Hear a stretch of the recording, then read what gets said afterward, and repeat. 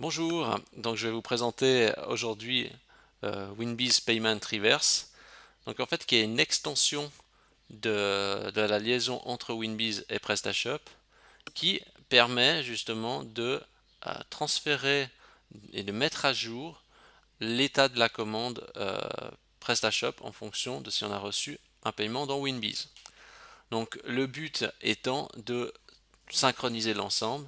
Ça veut dire que quand, par exemple, un client commande, par exemple, avec une méthode de paiement virement bancaire, on l'absorbe ensuite dans Winbiz. Ensuite, dans Winbiz, on va recevoir un paiement du client suite à ce qu'on a envoyé, par exemple, un BVR ou un bulletin de versement. Donc dans Winbiz, la facture après, elle sera par exemple payée. Mais sur PrestaShop, le document n'aura pas été actualisé. Et ce processus va en fait exporter l'état de la facture, considéré comme payé, pour pouvoir mettre à jour PrestaShop directement et changer le statut de la commande. Ce qui permettra ensuite d'avoir deux états de commande identiques. Ça veut dire que une fois que les paiements ont été réceptionnés dans Winbiz, eh ben, sur PrestaShop, ils vont pouvoir être aussi considérés comme payés. Voilà, tout simplement. Et ça permet d'uniformiser les deux plateformes. Donc c'est bien parce que déjà ça permet que quand quelqu'un, un de vos employés, se connecte directement sur PrestaShop, quand il voit les états de commande, eh bien, les états de commande sont à jour. On n'a pas des commandes en état d'attente de paiement ou ce genre de choses.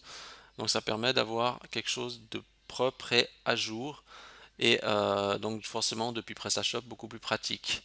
Et puis ça permet aussi encore une autre chose, c'est que depuis le PrestaShop, en fait, si vous avez par exemple un système d'affiliation, ce genre de choses, eh bien, euh, le, le fait de mettre à jour l'état de la commande, ça va permettre de déclencher les récompenses et donc les clients, ils pourront bénéficier de bons de réduction, ce genre de choses, si vous avez des plugins qui sont liés aux états des commandes.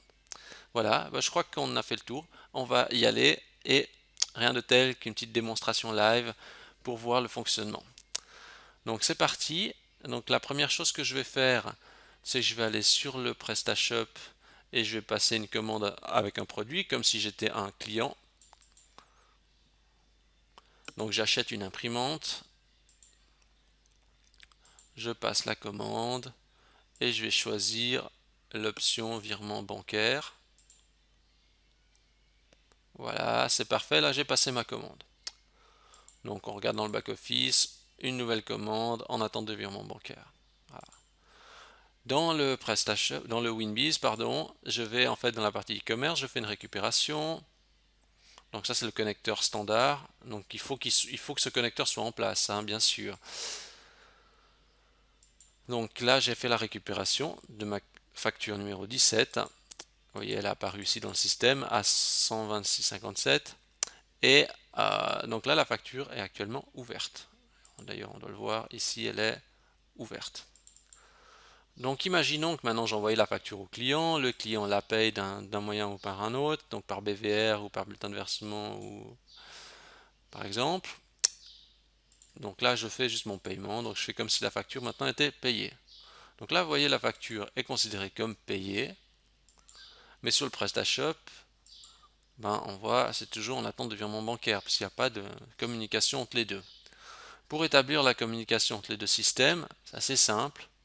On va cliquer sur le bouton exporter, export des factures. Donc quand on fait ça, pour information, je vous montre juste qu'est-ce que ça provoque. Donc en fait, ça envoie directement dans le dossier de votre boutique un fichier CSV avec l'état des factures. En fait, on voit que il y a justement la référence et l'état de la facture. Donc ici, on a AT pour dire true, donc elle est payée. Donc là, c'est juste pour l'information technique, hein, donc ça, vous n'aurez pas besoin de vous en préoccuper. Donc on clique sur le bouton exporter des factures et ensuite on a une URL à disposition, donc ça veut dire ça, ce sera une URL que je vais vous communiquer, que vous devez exécuter. Et là, il met nombre de commandes modifiées en statut paiement accepté 1. Et si je recharge dans mon back-office, donc là on voit que c'est en attente de virement bancaire, si je recharge, on voit que c'est passé en statut paiement accepté. Si je réexécute mon URL, aucune commande n'a été modifiée parce que ça a déjà été traité. Donc voilà en fait la boucle, donc c'est très simple. Une fois que le processus est mis en place, donc directement par Webaxe, ben, vous aurez que à faire ces deux opérations, export des factures, exécuter l'URL, et ça met à jour, et c'est tout. Comme ça vous permettra d'avoir une synchronisation directement entre les deux systèmes au niveau des états des commandes. Donc voilà, je vous remercie d'avoir regardé cette vidéo, et si vous avez des questions, ben, vous pouvez directement contacter Webaxe. Merci.